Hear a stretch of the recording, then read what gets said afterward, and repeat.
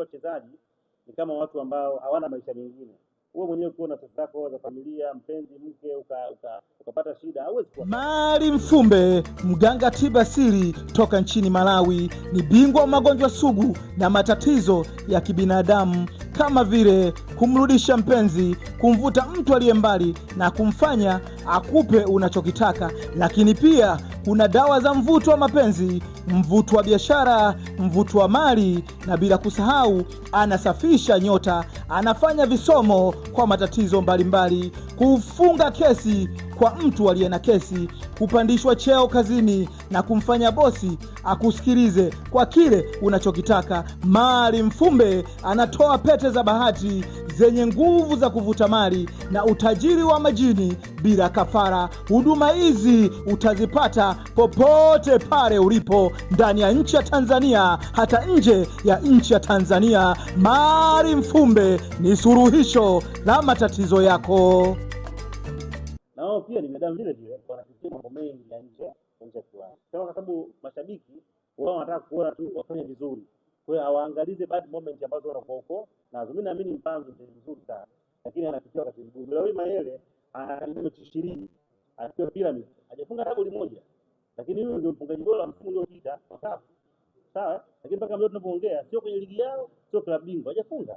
Kwa hiyo hivi vitu kwenye mpira vinatokea, lakini namna gani ambapo watu wako wa karibu na mashabiki wanaweza kukuendo kuweza kukusaidia kwenye kurudi katika ubora wako. Kwa nafikiri jukumu kubwa la kurudisha Mpanzu sio la waandishi, ni la wanachama, mashabiki na viongozi wa Simba, ndio wanatakiwa wao muencourage. Lakini ikitokea na wao sasa wakaanza kumuattack, kama ulikuwa unaona anatumika ile, maana yake sasa wewe ndio mwenye mchezaji wako, wewe tena unaanza kuhisi kwamba anatumika, maana yake unamtoa kwenye mchezo. Kwa hiyo pia mashabiki wa Simba wana changamoto katika hilo, wanashindwa kusupport wachezaji wao. Angalia Dube alipitia wakati mgumu, Yanga kama kumsupport mpaka wakamchangia pesa ilimsaidia.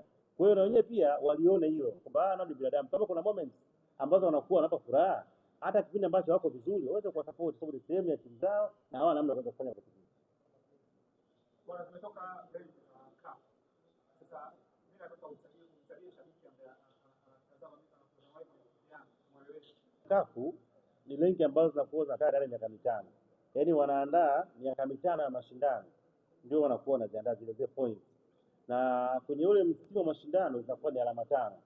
Msimu unaofuata ni 4, unaofuata 3, unaofuata 2, unaofuata ni 1. Kwa hiyo wanakuwa na zile hivyo.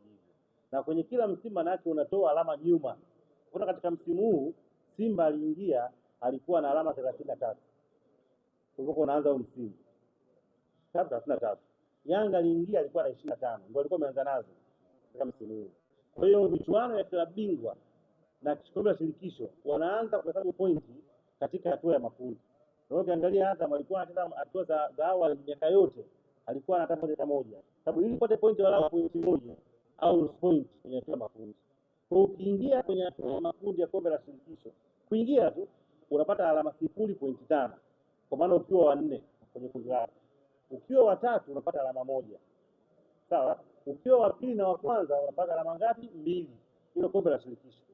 Klabu bingwa ukiingia hatua ya makundi tu unapata alama 1, nafasi ya 4. Unaona? Na nafasi ya 3 unapata alama 2. Nafasi ya kwanza na ya pili unapata alama 3. Kwa hiyo Simba ameingia klabu bingwa. Kwa bahati mbaya amekuwa nafasi ya 4. Sawa, mwisho kwenye kundi, si ndio? Kwa hiyo unachukua ile moja aliyoipata unaizidisha na 5 ya mwaka wa mashindano. Unapata alama ngapi? 5.